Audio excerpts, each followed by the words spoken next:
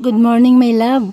Biglang sumilay ang malapad ng ngiti sa mga labi ni Mabel nang bumukas ang pinto ng master's bedroom nila at pumasok doon ang kanyang asawa. Nakasuot lamang ito ng itim na boxer short na pinatungan naman ng itim na apron habang may bitbit na pagkain na nasa tray. Kaagad naman siyang kumilos sa kanyang pwesto. Sumandal siya sa headboard ng kama. She was wearing his husband's t-shirt.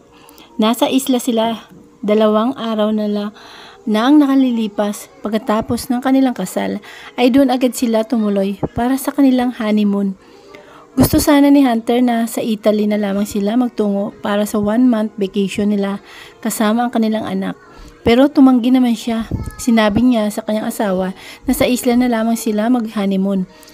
Bukod kasi sa gusto ng tahimik na lugar at presko hangin, mas makakatipid pa sila kasi hindi na sila gagastos para sa airplane ticket nila.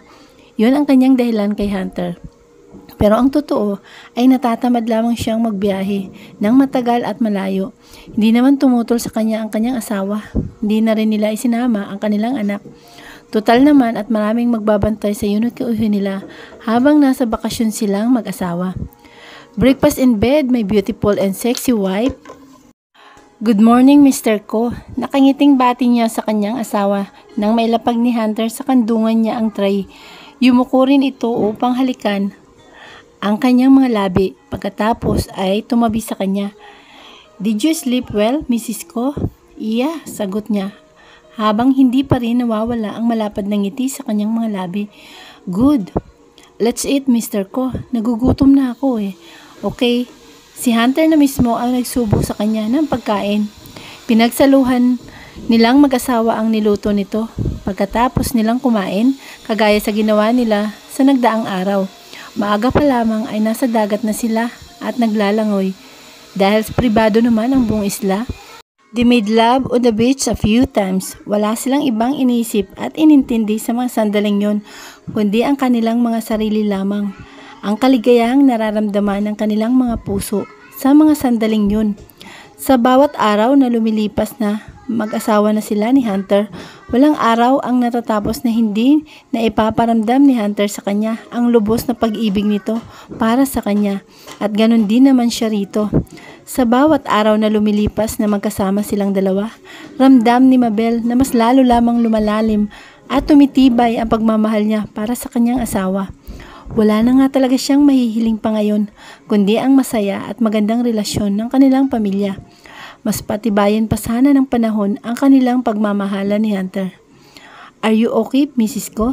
Nag-aalalang tanong sa kanya ni Hunter nang bandang hapon na ay nasa lanay siya at nakaupo sa sopa.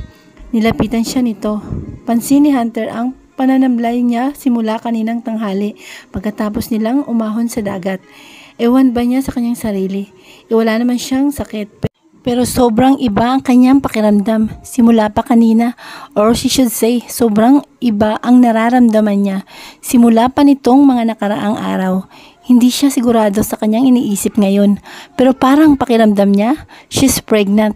Ayaw niya na munang sabihin kay Hunter kasi hindi pa naman siya sigurado. Basta ang alam niya lang, ang ibang mga sintomas na nararamdaman niya noong nagbubuntis pa lamang siya sa panganay nila ay nararamdaman niya rin ngayon. Although wala naman siyang morning sickness, hindi kagaya dati, pero ang pagiging sensitive niya minsan, ang paghanap niya ng kakaibang pagkain.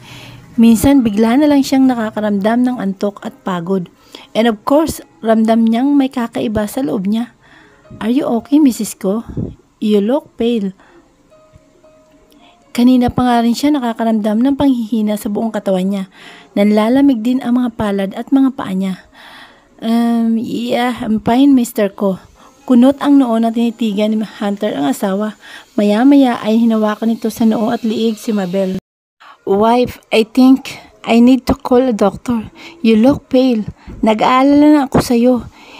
Hindi na, Mr. Ko. Papahinga ko na lang to. Siguro kulang lang ako sa tulog. Pagdadahilan na lamang niya sa kanyang asawa.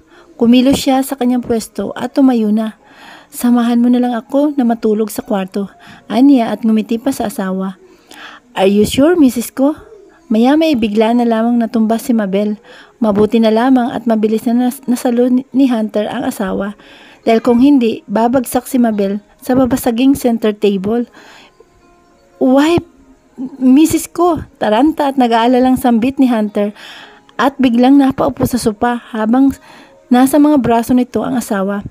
Mabel, wipe, wake up, wipe. Parang pati ata si Hunter ay biglang namutla dahil sa nangyari sa asawa. Mababakas sa mukha nito ang labis na pag-aalala para sa asawa. Oh Jesus, wipe please, wake up. Maya-maya ay inihagan nito ang asawa sa sopa at nagmamadaling tumawag ng doktor. Nakaupo lamang si Hunter sa tabi ng asawa na hanggang ngayon ay wala pa ring malay. Maya-maya ay dumating din ang helicopter niya na naghatid sa kanyang private doctor papunta sa isla. Lumabas siya saglit ng bahay upang salubungin ito. Hunter, iho, anang medyo may edad ng babae. My wife is inside. What happened? Malalim na buntong hininga ang kanyang pinakawalan sa ere. She suddenly lost consciousness earlier and she looked pale. Nang makapasok na sila sa kanilang bahay, ay kaagad na inasikaso ng babaeng doktor ang kanyang asawa. Tahimik lamang siyang nakatingin kay Mabel. Habang nakatayo siya sa gilid ng sopa, hanggang ngayon ay labis pa ring binabalot ng pag-aalala ang kanyang puso dahil sa nangyari sa kanyang asawa. God, he could not forgive himself in case his wife became seriously ill. Dapat kasi ay patigilin na niya ito sa pagtatrabaho at panatalihin na lamang sa kanilang bahay. Tutal naman at kaya na naman niyang buhayin ito, pati ang kanilang anak. He can provide their daily needs, maging ang mga bayarin nila sa bahay. Doc, what happened? Is my wife is okay? Or is she sick? Tanong niya. Maya-maya biglang nagkamalay si Mabel. Kaagad naman napalapit si Hunter sa kanyang asawa. Wife, are you okay? Hinawakan pa niya ang kamay ng asawa at masuyo yung pinisilyon. What happened? Nagtatakang tanong ni Mabel nang makita nito ang babaeng doktor. She's my private doctor wife. I called her earlier because she suddenly lost consciousness. Napahawak naman si Mabel sa ulo nito at nagtatakang napatitig sa asawa. Are you okay now, wife? Pinag-alala mo ako. Hindi naman sumagot si Mabel. Sa halip ay muli itong tumingin sa babaeng doktor. Tipid itong ngumiti. Can we talk po? Taan ito. Nangunot naman ang noo ni Hunter habang nakatitig sa kanyang asawa. Ngumiti rin naman ang doktor. Mr. Ko, can you go outside first? Ha? Why? Basta, lumabas ka muna. Mag-uusap lang kami ni Doc. Anang Mabel at binawi pa ang kamay kay Hunter. Wife, are you sick? Sa halip ay tanong ni Hunter sa kanyang asawa. May sakit ba ang kanyang asawa? Bakit siya nito pinapalis at gusto nitong makausap ng sarilinan ang kanyang doktor? Hindi tuloy mapigilan ni Hunter ang kanyang sarili na nasalakayan ng labis na pag-aalala para sa kanyang asawa. Come on, tell me wife, are you sick or something? Huwag mo akong takutin ng ganito, Mabel. Napangiti naman si Mabel. Okay, fine. Minsan lang niyang tawagin sa pangalan nito ang kanyang asawa. Sa tuwing seryoso lamang siya. And this time, he's serious. Breaking serious. Baka kung anong mangyari sa kanyang asawa tapos wala man lang siyang kamalay-malay. Banayad na buntong hininga si Mabel. Pagkuhay saglit na kinagat ang pangilalim na labi at nagbaba ng tingin sa kanya. I think I'm pregnant. Anang Mabel at muling nag-angat na mukha upang salubungin ang mga mata ng asawa. Bigla naman natigilan si Hunter nang marinig niya ang sinabi ng kanyang asawa. Ano raw? She's pregnant? My wife is pregnant? You? What? Nauutal pang tanong niya. Muling ngumiti si Mabel sa asawa. I think I'm pregnant again. Muling saad nito. Natamimi si Hunter habang nakatitig lamang sa mukha ng kanyang asawa. Maya-maya ay pinagpalipat-lipat niya ang tingin sa asawa at sa doktor. We can do a test, iha, para masiguro natin. Saad naman ng doktor. Ngumiti si Mabel sa babae at tumango. Mr. Ko, tinapik pa ni Mabel sa kamay ang asawa nang matulala na si Hunter. Pero hindi naman ito umimik. Nakatitig pa rin ito kay Mabel. Natulala ng asawa mo, iha. Natatawang saad ng babaeng doktor. I'm sure he was just shocked by what you said. Dagdag pa nito. Hindi na napigilan ni Mabel ang namapahagikik dahil sa itsura ni Hunter ngayon. Here, iha, I have pregnancy test. Here, use this para malaman natin. Kinuha naman ni Mabel sa kamay ng doktor doktor ang PT na ibinigay nito. Pagkatapos ay naglakad na rin ito papunta sa kwarto. "Where is my wife?" tanong ni Hunter sa doktor nang bigla siyang bumalik sa kanyang sarili. God, nabigla na lamang siya sa sinabi ng kanyang asawa kanina. Buntis nga ba talaga ang kanyang asawa? Nasa kwarto pa ang asawa mo, iho. She's doing pregnancy test. Oh God, biglang napatayo sa pwesto niya si Hunter, kasabay ng pagpapakawala niya ng malalim na paghinga. Nagparot-parito siya ng lakad sa sala. Hindi niya maintindihan kung anong kanyang eksaktong nararamdaman sa mga sandaling yon. Oh, ito pala ang pakiramdam kapag nalaman mong magiging tatay ka na. Wala siya sa tabi ni Mabel nung nagbuntis ito sa panganay nila. Kaya ngayon lamang niya nararanasan ang ganong pakiramdam. Hindi niya maipaliwanag ang kakaibang pakiramdam ng kanyang puso.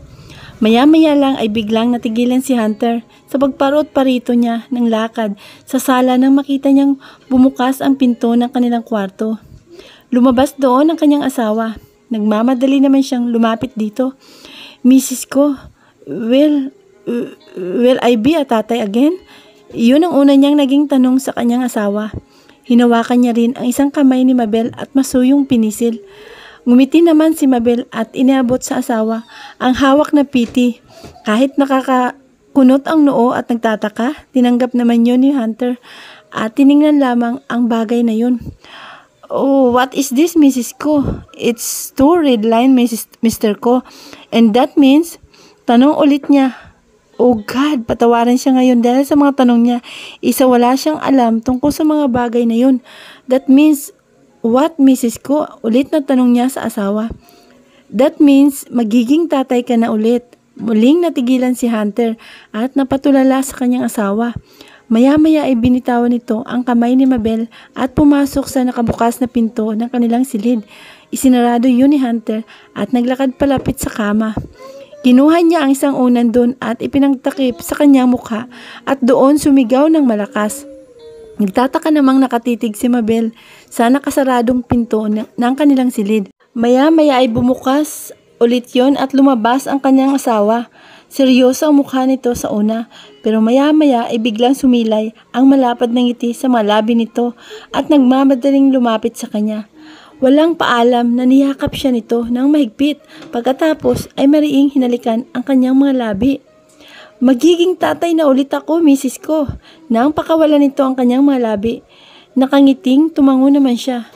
"Yes, Mr. ko, I'm pregnant again at magiging tatay ka na ulit." Mariing ipinikit ni Hunter ang mga mata nito habang may matamis at malapad pa ring ngiti sa mga labi. Maya-maya ay muliit nitong ikinulong sa mga palad ang kanyang muka at inangkin ulit ang kanyang mga labi. "Oh, I love you so much, Mrs. ko." "Thank you. I love you too, Mr. ko." Niyakap din siya ni Hunter ng mahigpit. Muling napangiti si Mabel ng malapad ng akma na sana niyang kukunin ang pitchel na nasa lamesa at magsasali ng tubig sa baso dahil gusto niyang uminom at nauuhaw na siya. Pero bigla na namang dumating sa harapan niya ang kanyang asawa. "I can do that, Mrs. ko." Anito at sinalina ng tubig ang kanyang baso. Napahagikik siya. "Mr. ko, kaya ko naman eh. Ano ba ang nangyayari sa'yo?" Natatawa pa ring tanong niya. Paano ba naman kasi itong asawa niya? Simula kahapon ng hapon, nang malaman nilang buntis na nga siya, bigla itong naging OA. Mas OA pa kaysa sa kanya. Parang ito ang nagbubuntis at hindi siya. Ultimo ang maliit na kilos niya lamang doon ay kaagad nitong inaako. Kagaya na lamang sa pagsalin niya ngayon ng tubig sa baso. Ayaw ni Hunter na siya ang gagawa nun. Ayaw raw nitong mahirapan siya. Jesus, paano naman siya mahirapan sa pagbuhat lang ng maliit na pitchel? Simula pa kahapon, sobra pa sa 100% na nakatutok sa kanya ang buong atensyon nito. Binabantayan na ni Hunter ang bawat galaw niya. Lagi rin itong nakasunod sa kanya. Lahat na lang ng kanyang gagawin, inaagaw nito at ito na ang gagawa para sa kanya. Kagaya na lamang sa paghawak niya ng remote control ng TV para manood siya ng palabas. Ito na rin daw ang gagawa dahil ayaw siya nitong mapagod.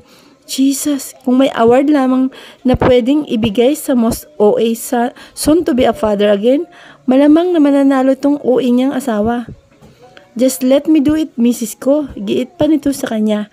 Napabuntong hininga na lamang siya ng malalim habang pinipigilan ang kanyang sarili na huwag humagalpak ng tawa. Ewan ba, imbis na mainis siya dahil sa kanyang asawa, tuwang-tuwa tuloy siya at nai-enjoy naman niya ang pagiging OA nito at makulit nito ngayon. Hindi niya rin naman kasi masisisi si Hunter kung bakit ganito ito kung umasta ngayon. Wala itong sa tabi niya nung magbuntis siya kay Sabjel. First time nitong gagawin ang pagiging on-hand husband at soon-to-be father nito. What do you want, Mrs. Ko? Are you hungry? Do you want to eat? Tanong ni Hunter sa kanya nang makuha nito sa kamay niya ang baso na ginamit na at mailapag yun sa lamesa. Kaagad siya nitong inalalayan. Ipinulupot ang isang braso sa kanyang bewang. Hay, kulang na lang pati ang paglalakad niya. Ay ipagbawal na rin sa kanya ng kanyang asawa. Kulang na lang ay buhatin siya nito lagi sa tuwing maglalakad siya. Busog pa ako, mahal ko, mamaya na lang siguro. Habang naglalakad na sila pabalik sa lanay. Doon kasi niya gustong pumwesto dahil gusto niya ang preskong hangin. Natutuwa rin siya habang pinagmamasdan ang mga alon sa dalampasigan. Okay, just let me know, Mrs. Ko, if you're hungry. Alright? Ngumiti naman siya ng malapad sa kanyang asawa. Nang maalalayan siya nitong makaupo sa sopa, pumwesto rin si Hunter sa tabi niya. Nangalumbaba ito at nakatitig sa kanya ng mataman habang may malapad at matamis na ngiti sa mga labi. Mr. Ko, ano ba yung ginagawa mo? Natatawang tanong niya. Siguro kung sasabihin niya sa kanyang asawa na magmumukha itong clown ngayon sa harapan niya, hindi ito tatanggi at kaagad na gagawin ang gusto niya. I'm staring at you, Mrs. Ko. Why? Because I love staring at you, Mrs. Ko. Mas lalo kang gumaganda sa paningin ko ngayon. Hindi na tuloy niya napigilan ang kanyang sariling matawa ng malakas. God, dahil sa pagbubuntis niya, ito na ang naging epekto sa kanyang asawa. Mrs. Ko, don't laugh too much. Baka kabagin ka. Kawawa naman kayo ng baby natin. Inabot pa nito ang maliit na tiyan ng asawa at pasuyong hinimas-himas yun. Ang OA mo, Mr. Ko? Hindi ako OA, Mrs. Ko. I just want you to be safe. Napailing na lamang siya. Come here, mahal ko. I want to hug you. Sa halip ay saad niya at hinila ang kamay nitong nasa tiyan niya. Kaagad naman siyang niyakap ni Hunter nang makaupo na ito sa kanyang tabi. Kahit OA ang asawa ko ngayon dahil sa pagbubuntis ko, still, thank you, mahal ko. Anya. Ngumiti naman si Hunter at hinalikan ang kanyang noo. Hindi bali ng OA, basta mahal kita, Mrs. Ko. Napahagikik siyang muli. I love you, Hunter Ko, and I love you so much, my wife. Bumuntong hininga ng malalim si Mabel pagkuway binalingan niya ng tingin ang kanyang asawa na ngayon ay nasa driver's seat at nagmamaniho ng sasakyan nito. Mr. Ko, tawag niya rito. Talk to me later, my wife. I want to concentrate on my driving. Anang Hunter sa kanya na hindi man lang siya tinatapunan ng tingin. Muli siyang napabuntong hininga, pagkuway, pabagsak na isinandal niya ang kanyang likuran sa upuan niya. Ipinag-ekis niya rin sa tapat ng kanyang dibdib ang kanyang mga braso. Diyos na mahabagin, okay pa ba itong asawa niya? Paano naman kasi? Kanina pa sila nasa sasakyan nito para umuwi sa bahay nila. Pero ang natatakbo pa lang ng sasakyan nito ay hindi pa umaabot sa kalahating kilometro. Parang usad pagong ang takbo ng kanilang sasakyan. Para bang first timer ni Hunter na magmaneho ng sasakyan. At nag-aalala ito na baka mabangga nito ang kotse. O mas maiging sabihin na nag-iingat lang daw ito sa pagmamaneho dahil siya ang kasama nito sa loob ng sasakyan ngayon. Bawal daw ang mabilis na pagmamaneho dahil baka maalog ang kanyang tiyan at kawawa raw ang baby nila. Mr. Ko, I want to pee. Reklamo niya sa asawa. Hindi agad sumagot at lumingon sa kanya si Hunter. Sa halip ay dahan-dahan pa nitong inapakan ang preno upang ihinto ang sasakyan. Saka siya binalingan ng tingin. What, Mrs. Ko? Nag-make peace siya sa kanyang asawa at inirapan niya ito. I want to pee and I'm hungry, Mr. Ko. Pero ang bagal ng pagmamaniho mo. Okay. Anang Hunter at tumingin sa labas ng bintana. Nasa itaas pa lang naman sila ng pantalan na pag-aari ni Victor. Kaya sigurado si Hunter na walang ibang tao roon ngayon kundi sila lamang dalawa. Maya-maya ay binuksan nito ang pinto sa tabi nito at umibis doon. Umikot ito sa pwesto ng asawa at binuksan din ang pinto roon. "Come here, Mrs. Ko. Dito ka na muna umihi." "What?" Gulat na tanong niya sa asawa. "Diyan?" Itinuro pa ni Hunter ang malaking puno na nasa gilid ng kalsada. "Come on, wala namang ibang tao rito, Mrs. Ko, kundi tayo lang." Muli siyang napapuntong hininga ng malalim. Hay naman itong mahal niyang asawa. Nasubrahan nga sa pagiging OA. Kaysa naman magkasakit pa siya sa bato kung titiisin niya ang kanyang ihi, at sa ganong klase ng pagmamaneho ng kanyang asawa, wala na rin siyang nagawa kundi ang maglakad palapit sa likod ng malaking puno. Sumunod naman sa kanya si Hunter habang hinuhubad nito ang suot na long sleeve polo. Bago siya umupo sa likod ng puno ay pinagtakip yon sa kanya ng kanyang asawa. Napangiti naman siya at parang biglang nawala ang inis niya rito. "How so sweet of him. Are you done, Mrs. Ko?" "Almost," anya. Pagkatapos niya kaagad din siyang tumayo. Inalalayan siya ng kanyang asawa na muling bumalik sa sasakyan nila. Nagtataka naman siyang napatingin kay Hunter nang makalula na sila sa sasakyan, pero hindi agad nito pinaandar ang kotse. Sa halip ay kinuha nito ang cellphone na nasa dashboard at may tinawagan ito. Biglang nagsalubong ang kanyang mga kilay nang may binanggit na mga pagkain ang kanyang asawa sa kausap nito sa kabilang linya. "Okay, ipapahatid mo agad ngayon." "Yeah, my wife is hungry. So I need those food right now." Bigla tuloy siyang napangiti dahil sa mga sinabi ng kanyang asawa. Nag-order pala ito ng pagkain para sa kanila at ano raw, ipapahatid yun doon kung nasaan sila ngayon. "Okay, thank you," anang Hunter at pinatay na rin ang tawag. Muli nitong binalingan ng tingin ang asawa. "Just 10 minutes, Mrs. Ko. Makakapag-antay ka pa ba pati ang baby natin?" tanong nito. "Thank you, mahal ko," sa halip ay sabi nito at kumilos siya sa kanyang pwesto at ipinilig niya ang ulo sa balikat nito. "Thank you for what, Mrs. Ko?" Nagtatakang tanong ni Hunter sa kanya. "For everything, kasi lahat ginagawa mo para sa akin." "Of course, I love you so much, that's why I do everything for you, my love. And I love you too, mahal ko." Hinalikan naman ni Hunter ang kanyang noo at niyakap siya. 10 minuto nga lang ang hinintay nila roon nang makarinig sila ng tunog ng paparating na helicopter. Saglit na nagpaalam sa kanya si Hunter at bumaba sa sasakyan nang lumapag na sa malapad na bakanting lote ang helicopter. May lalaki ring bumaba sa sasakyan na yun at patakbong lumapit kay Hunter at inaabot ang 2 paper bag. Matapos tanggapin yun ni Hunter, ay mabilis itong muling bumalik sa sasakyan. Ibang klase pala magpag-grab food ang isang Hunter Imperial. Natawang biro nito sa kanyang asawa nang maisarado pa nito ang pinto ng sasakyan. Gamit ang isang helicopter, ngumiti naman si Hunter sa kanya. "Let's eat first, Mrs. Ko, para makabiyahe na rin tayo." Anito. Masaya nilang pinagsaluhan ang pagkain sa loob ng nilang sasakyan.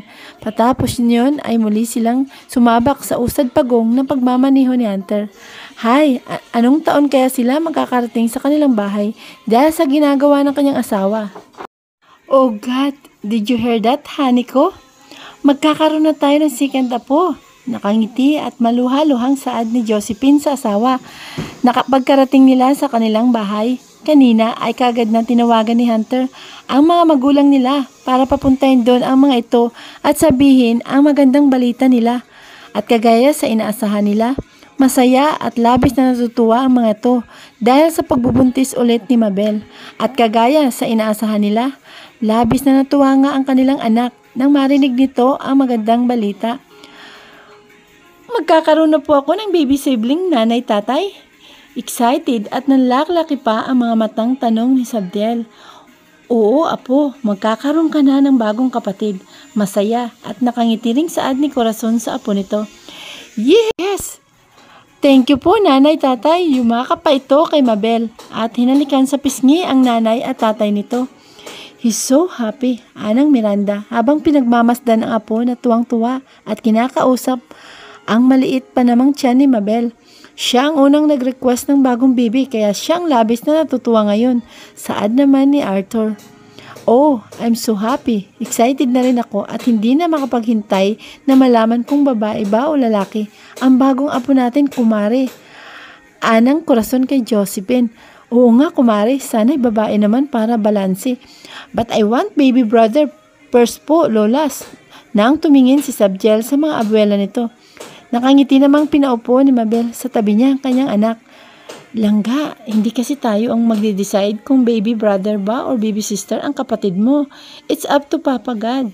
Bigla namang bumalatay ang lungkot sa mukha ng bata dahil sa sinabi ni Mabel. Bakit? Ayaw mo bang magkaroon muna ng baby sister? Buddy, tanong naman ni Hunter sa anak. I like it po, tatay, but saglit itong tumigil sa pagsasalita.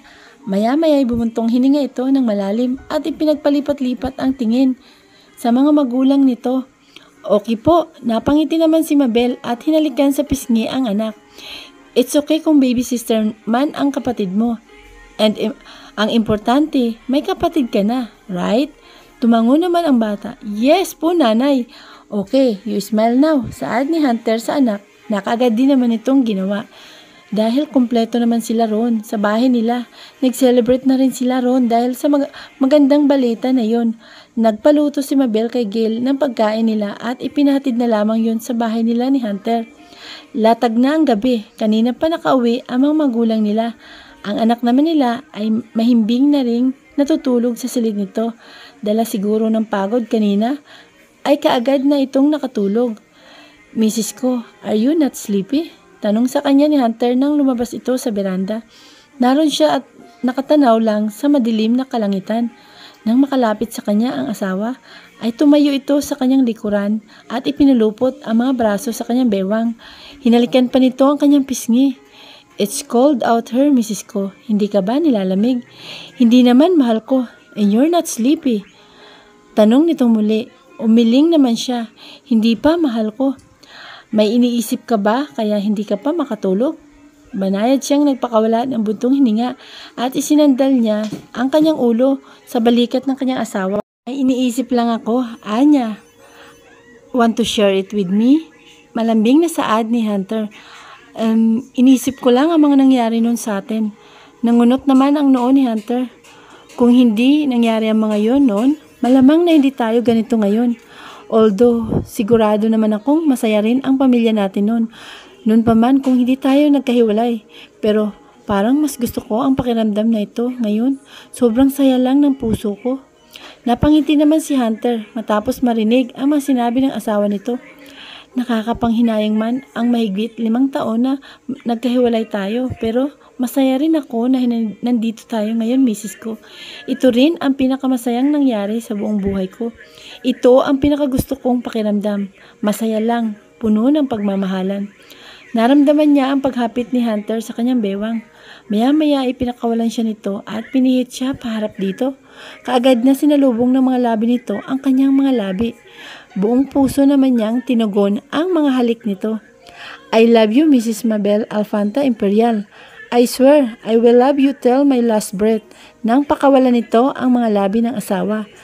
Ngumiti naman ng matamis si Mabel at ipinulupot sa leeg ng asawa ang kanyang mga braso. At ganun din ako sa iyo, mahal ko. I will love you until my last breath. Muling sinakop ni Hunter ang kanyang mga labi. Pagkatapos ay niyakap siya nito ng mahigpit. By the way, ipapasyal ba natin sa Italy ang anak natin sa birthday niya? Next month? Pag-iiba niya ng tanong sa kanyang asawa. If that's what he want, pero kung ako lang masusunod, wag na muna tayong magbiyahe na matagal at malayo. I just want you to be safe, pati ang baby natin. Then, I'll talk to him. Maiintindihan naman ng anak natin kung ipapaliwanag ko lang. Ayoko rin kasi na magbiyahe na muna. Natatamad ako. Okay, ikaw ang bahala, Mrs. ko. Nakangiting ipinikit na lamang niya ang kanyang mga mata habang nakapilig ang kanyang ulo sa dibdib ng kanyang asawa. May matamis na ngiti pa rin sa kanyang mga labi. Good morning, nakangiting bati ni Mabel sa mag-ama niya na ang pagkapasok niya sa kusina ay nadatnan niya ito na abala ang mga ito sa pagluluto. Naghihiwa ng prutas ang kanyang asawa habang naghahalo naman ng flour sa malaking bowl ang kanyang anak. Nagkalat pa sa kitchen counter ang flour na ginamit nito. Good morning po, nanay. Morning, Mrs. ko. Sabay na saad ng mag-ama niya. Binitawan ni Hunter ang hawak na kutsilyo, saka nagmamadaling sinalubong ang asawa. Mrs. ko, dapat hindi ka na bumaba. We're making breakfast in bed for you. Anito at inalalayan kaagad sa bewang ang asawa at iginaya palapit sa kitchen counter. Pinaupo nito si Mabel sa isang silyang naroon sa tapat niyon. Good morning, my princess. Yumuko pa ito at hinalikan ang bilog na tiyan ng asawa. Mabel is 9 months pregnant. Araw na lamang ang kanilang hinihantay para lumabas ang kanilang second baby. And yes, it's a baby girl. At tuwang-tuwa naman ang mga na babae ang susunod na magiging apo nila. Although gusto nga ni Sabjel ng baby brother, pero nagbago rin naman ang isip nito. Nang malaman na magkakaroon na ito ng baby sister, well, wala naman kasi itong magagawa. And how about Hunter? How is he being an hands-on future tatay again? Sobrang OA ng kanyang asawa. Simula nung unang araw na malaman nilang buntis na ulit siya hanggang sa mga sandaling yon, lahat ng kilos niya ay lagi itong nakabantay.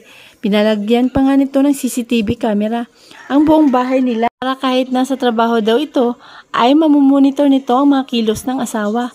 Kumuha rin ito ng 5 kasambahay para daw hindi talaga siya kikilos sa mga gawaing bahay. Pumapasok nga sa trabaho ang kanyang asawa pero halos oras-oras naman ay umuwi ito para i-check siya ron. Pero kahit gano'n naman ang kanyang asawa, OA pa sa OA, sobrang siyang natutuwa dahil sa sobrang maalagang asawa si Hunter.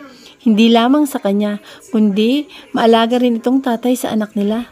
At sa loob ng 9 na buwan na yun, mas lalo pa niyang minahal ang kanyang asawa dahil sa mga ginagawa nito para sa kanya, dahil sa pagiging OA nito.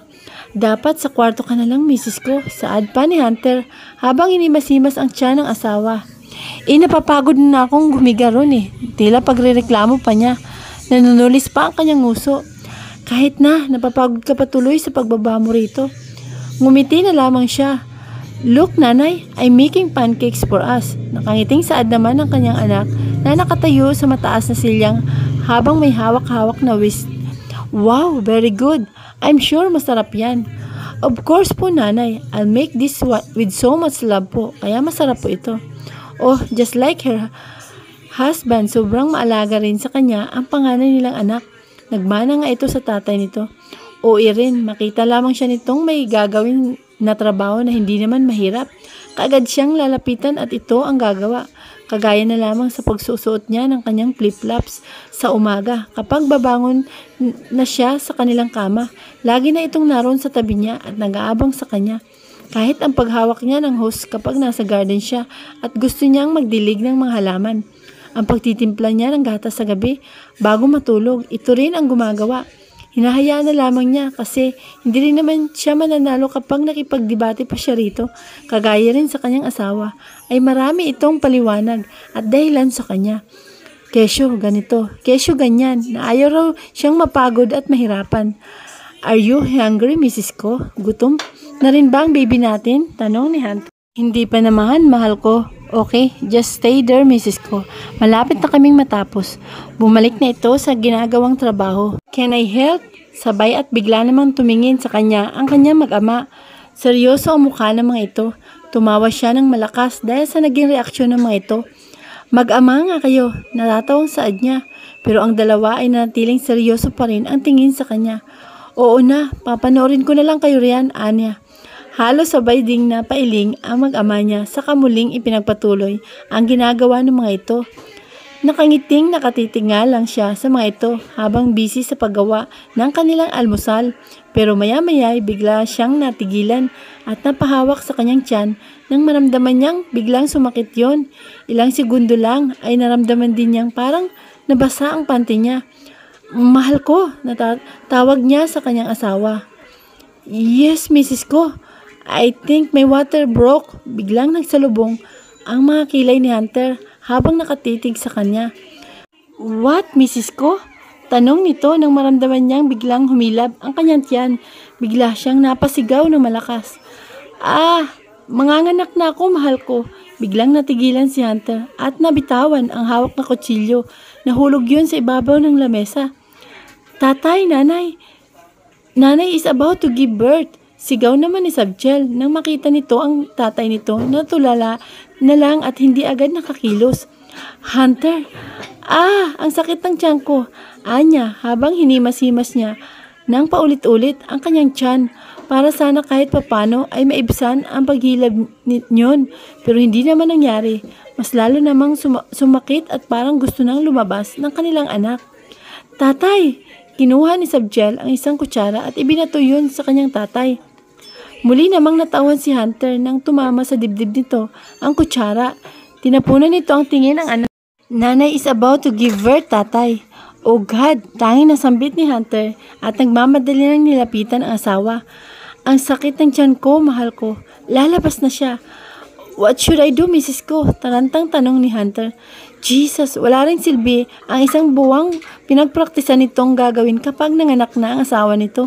Lahat ng yon ay biglang nakalimutan ni Hunter dahil sa labis na pagkataranta sa mga sandaling yon.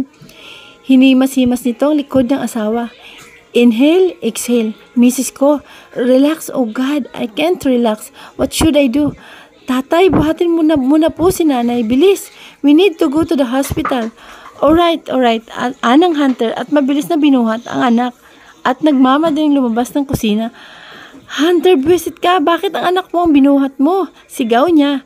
Naiinis man dahil sa natatarantang asawa niya, natawa na rin siya ng malakas nang bumalik ito sa kusina.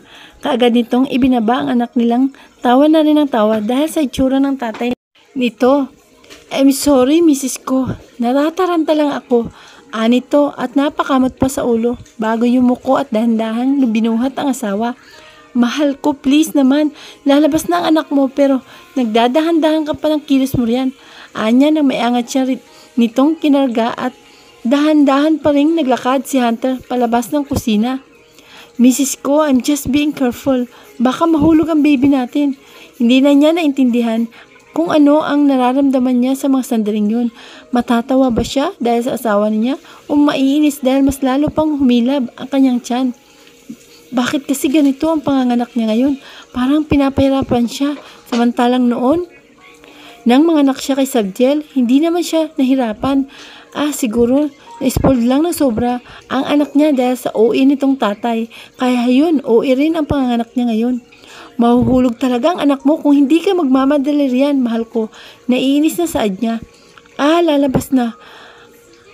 Sigaw din ni Hunter. Paano? Dahil sa labis na paghilab ng kanyang tiyan, naibaon na niya sa braso nito ang kanyang mga kuko. Panigurado siyang dumugo yun. Hurry up po, tatay. Si Sabjel na binuksan na rin ang pinto sa backseat ng sasakyan. Dumating naman ang dalawa nilang kasambahay habang bitbit ang mga gamit nila. Nang makasakay na sila sa kotse, ay kagad itong pinaandar na ng kanilang driver hanggang sa makarating sila sa ospital. Kaagad silang sinalubong ng mga nurse at isinakay sa wheelchair si Mabel. Nang nasa loob na sila ng delivery room, hawak-hawak ni Hunter ang kamay ng kanyang asawa. Push, Mrs. Malapit nang lumabas ang ulo ng baby mo. Anang babaeng doktor.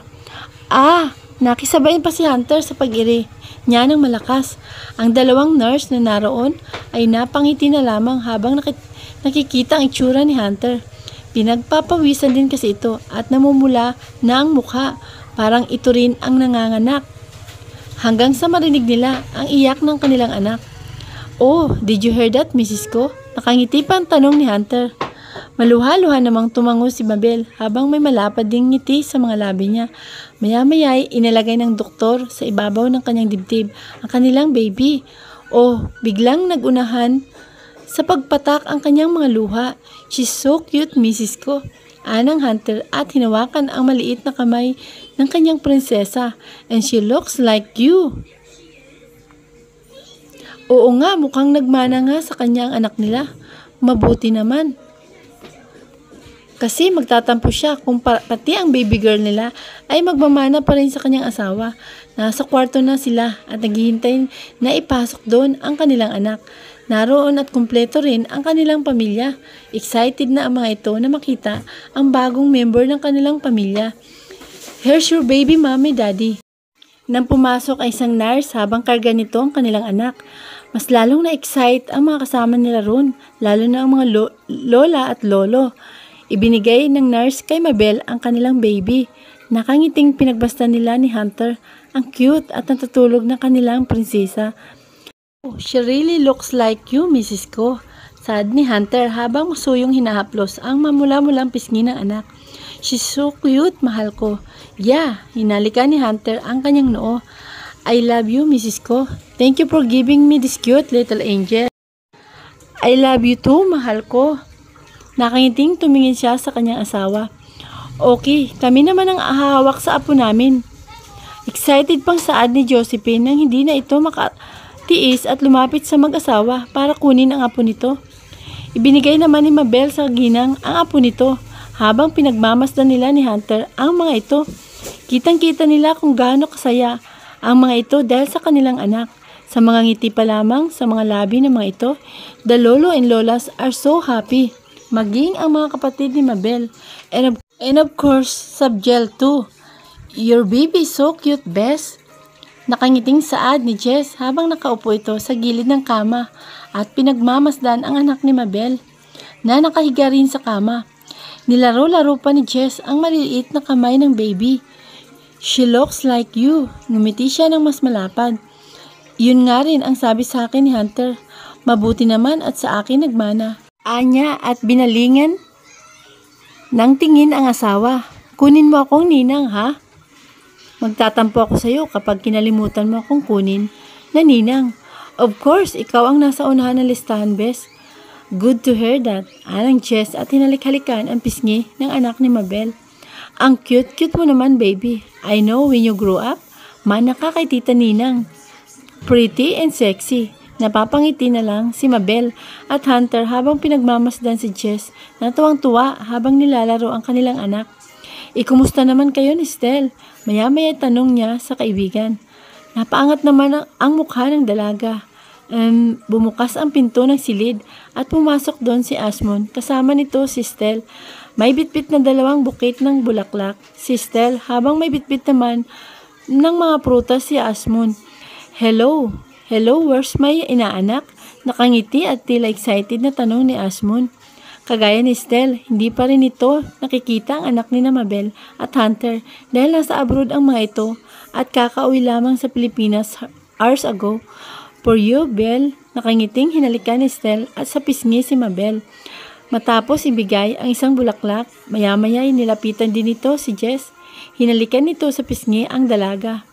For you, babe, nakangiti namang tinanggap ni Jess ang bulaklak mula sa nobyo. Thank you, babe. Bigla siyang napalingon kay Asmon na ngayon ay nagbabalat na ng orange na binili nito para sana kay Mabel. Nakapwesto ito sa single couch na naroon sa gilid ng kwarto. Kailangan ba talaga ipamukha sa akin na ako lang ang single dito? Tanong nito na hindi man lang nag-abalang magtaas ng mukha. Maya-maya ay nilantakan nito ang prutas. Hindi ba't nagkita na ulit kayo ni Maria? Kunot ang noo na tanong ni Hunter sa kaibigan. Bumuntong hininga lamang si Asmon.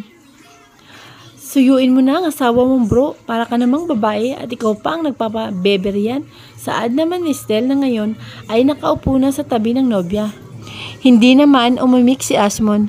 Umiling-iling lamang at muling nagbukas ng prutas.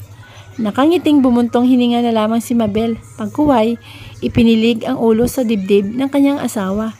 Natutuwa lamang siya ngayon. Natutuwa siya para kay Jess at Estelle. They are dating for almost 4 months at masasabi lamang niyang masaya at maganda ang relasyon ng dalawa niyang kaibigan. Nasa getting to know each other pa man, pero mukhang pang forever na rin ang relasyon ng dalawa. Kilala niya si Estelle, mabait at mabuti itong lalaki. Kaya alam niyang seryoso nga ito kay Jess at sigurado siyang hindi na nito pakakawalan ang dalaga. Nakikita niya yon sa mga tingin, titig, ngiti at yakap pa lamang ni Estelle sa nobya. She can tell. Ganun din naman si Jess. Nakikita naman niya sa mukha ng kanyang kaibigan na gusto nga talaga nito si Estelle. Nakamubuo na raw ito kay Hunter. Ang sabi pa nga niya rito nung una, baka na love at first sight ito kay Estelle. Kaya biglang naibaling ang atensyon nito sa binata. And Asmon, nalaman niya rin mula kay Hunter noon na may asawa na pala ito. Yung picture na nakita niya noon sa loob ng opisina nito, Yun si Maria, ang asawa nito.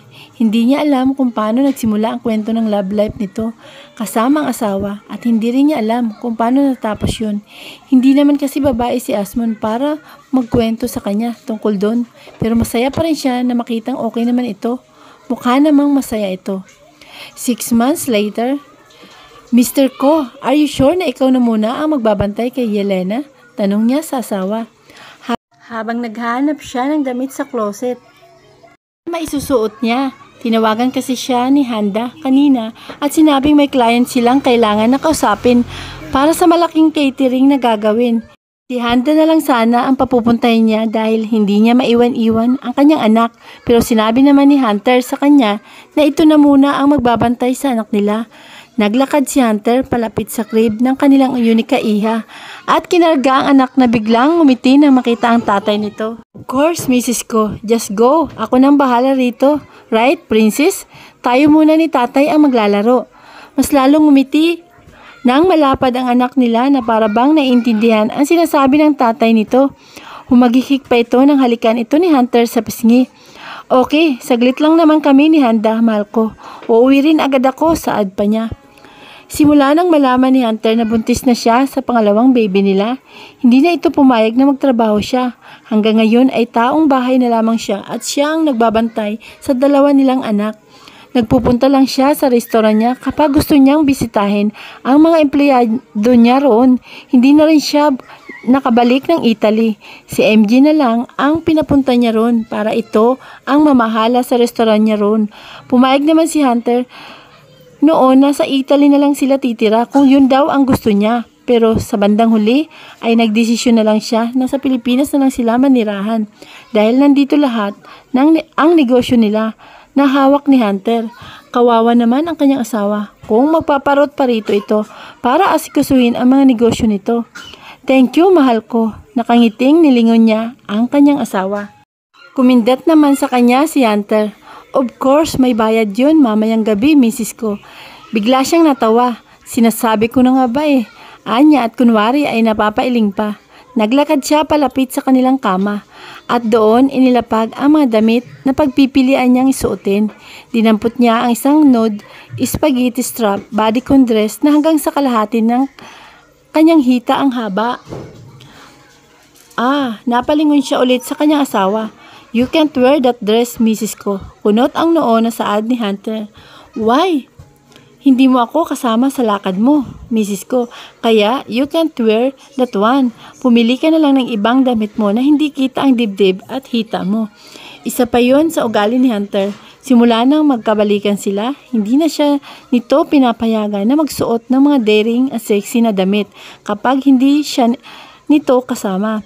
Ang dahilan sa kanya ng kanyang asawa, na-imagine raw nito na pinagtitinginan siya ng ibang lalaki at ayaw raw nito ng ganun at bilang masunuring asawa naman, palaging pantalon o hindi kaya ay mahabang dress ang suot niya kapag lumalabas sila. Ibinalik niya ang dress at kumuha na lang ulit ng ibang masusuot niya. Pagkatapos niyang magbihis ay nag-ayos na rin siya ng kanyang make-up at buhok. Aalis na ako, mahal ko. Anya, nang damputin niya ang kanyang shoulder bag.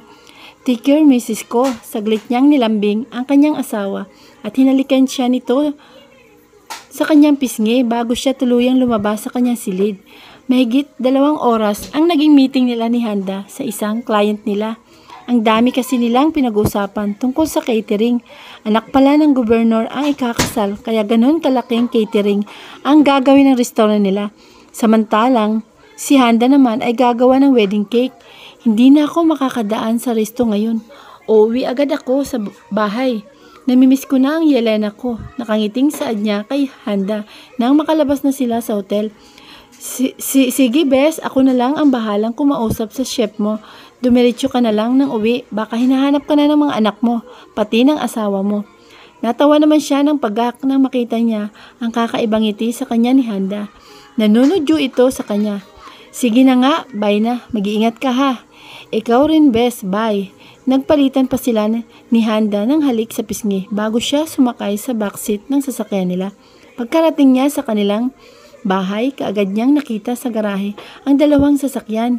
Napangiti siya nang malaman na naroon sina Asmon at Estelle. Kilala niya kasi ang sasakyan ng dalawa. Pagkapasok niya sa sala, ay kaagad niyang nakita si Jess doon. Bes, nandito ka rin pala, Bes.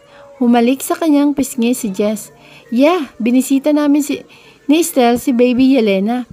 Nasaan sila? Tanong niya. Tahimik kasi sa sala at si Jess lamang ang naroon. Nasa gazebo sila at naglalaro. Pumasok lang ako rito saglit kasi kausap ko ang manager ko. Napatango naman siya. Maya-maya ay nakarinig nga siya ng ingay mula sa labas ng bahay nila. Dinig nila ni Jess ang boses nina Hunter, Asmon, Estelle, maging ang matinis na halakhak ni Sabjel. Saglit silang nagkatinginan na dalawa bago sila naglakad palapit sa glass sliding door hanggang sa makalabas sila sa garden at tinahak nila ang kinarunan ng gazebo. The wheels on the bus go round and round, round and round, round and round. The wheels on the bus go round and round, all through the town. Napangiti siya ng malapad nang makita ang kanyang asawa na nagsasayaw kasama si Asmon, Estelle at ang kanilang anak na si Sabjel. Kung makagiling ang mga ito, parang wala nang bukas. And it was the first time na makita niyang sumayaw si Asmon at Estelle kaya natutuwa rin siya. Ang Yelena naman niya ay sitting pretty sa lamesa ng gazebo habang tuwang-tuwa na nakatingin sa tatay at mga ninong nito na kumakanta ng Cocomelon songs with matching dancing pa. Napahagik naman si Jess. Oh my God, I can't imagine that my boyfriend is so cute and adorable while singing Cocomelon and dancing. Anang Jess. Wait, saad pa nito at nagmamadaling binuksan ang camera sa cellphone nito at kinuna ng video ang mga ito.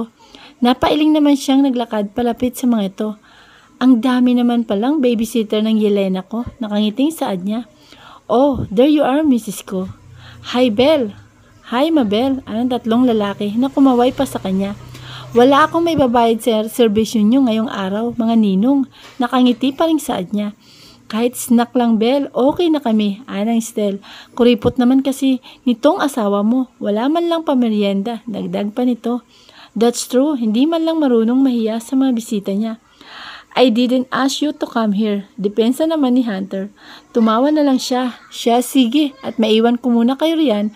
Gagawa ko ng merienda para sa inyo. Anya. Oh, I'll help you, Mrs. ko. Nagmamadaling lumapit si Hunter sa kanya at hinawakan ang kanyang kamay. Magkaagapay silang naglakad papasok sa kanilang bahay habang naiwan naman doon sa gazebo ang mga anak nila kasama ang mga bisita nila. Mrs. ko ha, mamayang gabi. Nilingon niya ang kanyang asawa. Kitang-kita niya ang pagtaas-baba ng mga kilay nito habang nakangiti sa kanya ng malapad. Anong mayroon mamayang gabi, mahal ko? Kunwari ay tanong niya rito. Che, Mrs. ko, may bayad ang pagbibisitter ko kay Yelena. Ayun, dyan ka naman talaga magaling, mahal ko. Pabero na natatawang saad niya. Pag-iisipan ko, kung bigla siyang natigilan sa paglalakad niya nang hilahin siya ni Hunter pabalik dito. Mabilis nitong hinawakan ang kanyang muka at inangkin ang kanyang mga labi. Naipulupot naman niya sa liig nito ang kanyang mga braso at tinugon ang halik nito. Huwag mo nang pag-isipan, Mrs. ko. At kukulitin at di naman kita nang kukulitin mamaya. Bulong sa kanya ni Hunter nang pakawalan nito ang kanyang mga labi. Napangiti naman siya. I love you, mahal ko. Sambit na lamang niya at ipinulupot sa bewang nito ang kanyang isang braso. I love you too, Mrs. ko. Kunin mo na lang ang sahod mo mamaya, Anya. Yes, natutuwang saad pa nito at iginaya na ang asawa papasok sa kusina. Pwede bang all night, Mrs. ko? Nagdemand ka pa talaga. It's a yes? Tumawa lamang siya ng malakas. At dito na nga po nagtatapos ang kwento ni Mabel at ni Hunter. Sinubok man sila ng panahon pero hinanap pa rin nila ang isa't isa. At napatunayan ngang sila ang itinadhana ng nasa taas. Kaya naman, happy ending ang kanilang pagmamahalan. Maraming salamat po sa mga nakinig sa kwento ni Mabel at ni Hunter. At sana po patuloy pa rin niyong subaybayan ang mga susunod ka po pong i-upload na mga love stories na kapupulutan ng aral.